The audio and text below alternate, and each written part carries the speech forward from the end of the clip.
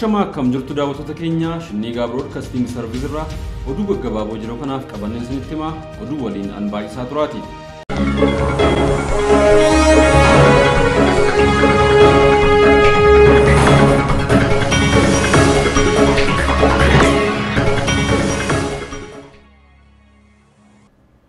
Waraanni bilisummaa Oromoo zoonii lixaa Wallagga Bahaatti waraana bilxiginnaa haleeluu hime.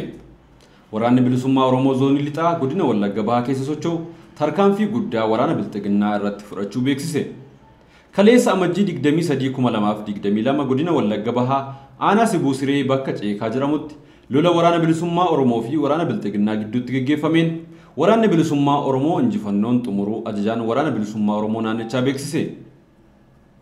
Duula sakattaa waraana bilisummaa Oromoo jedhuun kan bobba'e waraanni bilxiginnaa konkolaataa ooraalii 2 fi Siree F3 osoo deemaa jiru waraanni bilisummaa Oromoo dursee bakka qabachuun yoo haleelu ooraalii 2 fi Siree F1 waraana guutuu waliin barbadeessuu fi Siree F2 hafe ammoo baqatee naannoo sana gadhiisuu hime.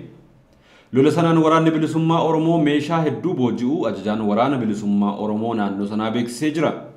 Tarkaanfii waraanni bilisummaa Oromoo fudhate kana ilaalchisuun gama bilxiginnaatiin wanti jedhamee hin jiru.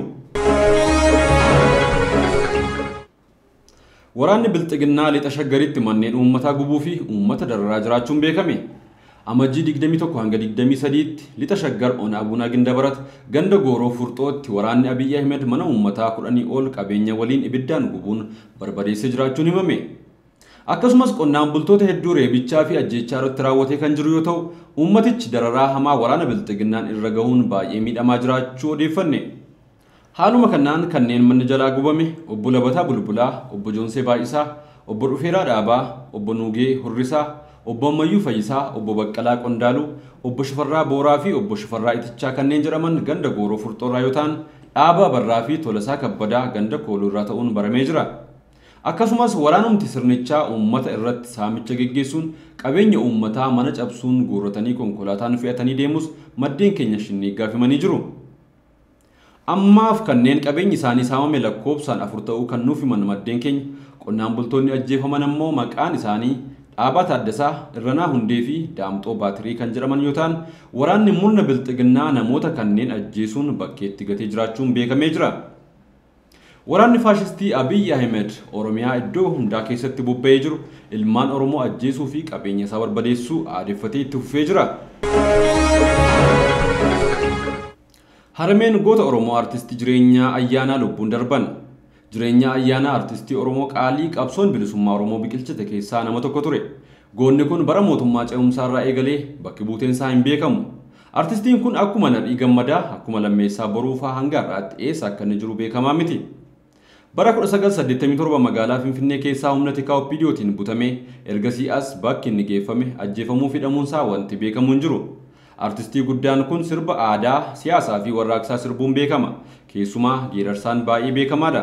Sagaleen isaa kiilolee yoo ta'u fakkeenya weellistoota hedduu ture. Weellisummaan alattis namni kun diraamaa raadiyoo fi do'ii ni hojjeta ture.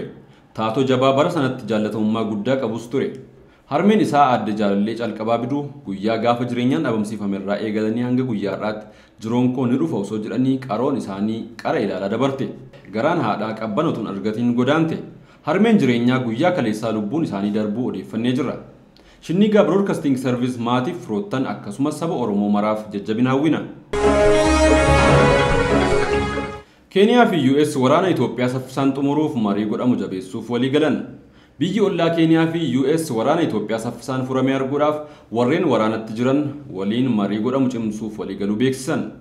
Biyyoonni lameen waraanni kaaba Itoophiyaatti dhalatee waggaa tokko oliif dubbii ijoo addunyaa ta'e saffisaan xumura akka argatu waamicha kan godhan yoo ta'u marii araaraafis tattaafachaa jiru. Waajjirri pirezidaantii Keeniyaa ibsa wiixata baaseen gaanfa Afrikaatti ergamaa addaa US haaraan Ambaasaddar Deevis Saaterfiild fi pirezidaantiin Keeniyaa Uhuru Keeniyaataa qaamaan wal arganii dhimma waraana Itoophiyaa irratti mari'achuu beeksiseera. Marii masaraa mootummaa Keeniyaatti gaggeeffame irratti hoogganoonni lameen Itoophiyaa keessatti nageenya buusuun tasgabbii naannichaaf barbaachisaa ta'uu irratti xiyyeeffataniiru jedha ibsi mootummaan Keeniyaa. Waraana Itoophiyaa keessatti adeemaa jiru furmaata karaa nagaa barbaadaa kan jiran ergamaan addaa gamtaa Afrikaa Olusegun Obasanjoon cinatti pirezidaantiin Keeniyaa Uhuru Keeniyaataas tattaaffii gochaa jiru. Adeemsi Keeniyaa kanneen waraana kana keessaa qooda qaban mara hirmaachisaa waan jiruuf caalaatti abdachiisaadha ogeeyyiin jedhan jiru. Ambaasaadder Saaterfiild tattaaffii Pireezidaantii Uhuruu Keeniyaataa gochaa jiran kana jajjabeessaniiru. Itoophiyaa gargaaruutti isin abdanna hojiin hanga ammaatti biyya sanaaf hojjette bilaash akka ta'u hin feenu jedhan ambaasaddarichi. Waraana Itoophiyaa xumuruuf gahee kee akkaan guddaa ture. Akkasuma ta'ee itti fufa jennee abdanna jechuun shoora Keeniyaan naannoo gaanfa Afrikaatti bahaa jirtus dinqisiifataniiru.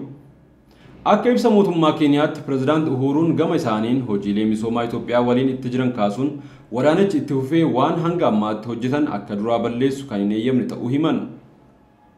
Itoophiyaa cimtuun nu barbaachifti. Itoophiyaa tasgabbooftuun nu barbaachifti. Kanaaf waan dandeenyu mara goonee waraanicha furuuf kan kutanneef jedhan Pireezidaantii Uhuruun. Aangoonni lameen dhimma Itoophiyaa cinattis waa'ee nagaa fi tasgabbii Sudaanii fi Somaaliyaas mari'ataniiru. Mariin aangaa US kanaafi Pireezidaantii Uhuruu kun kan dhaga'ame barreessaan olaanaa dhaabbata biyyoota gamtoomanii Antooniyoo Guuterees waraana kaaba Itoophiyaatti adeemsifamu dhaabuu fi nagaa buusuuf carraaqqeen taasifamaa jiru akka isaan gammachiise torban darbe keessa ibsuu isaanii hordofeeti. Egaan daawwattoota keenya oduun gaggabaabaan yeroo kanaaf qindeeffanne kanaan gammaatti daawwattan ture.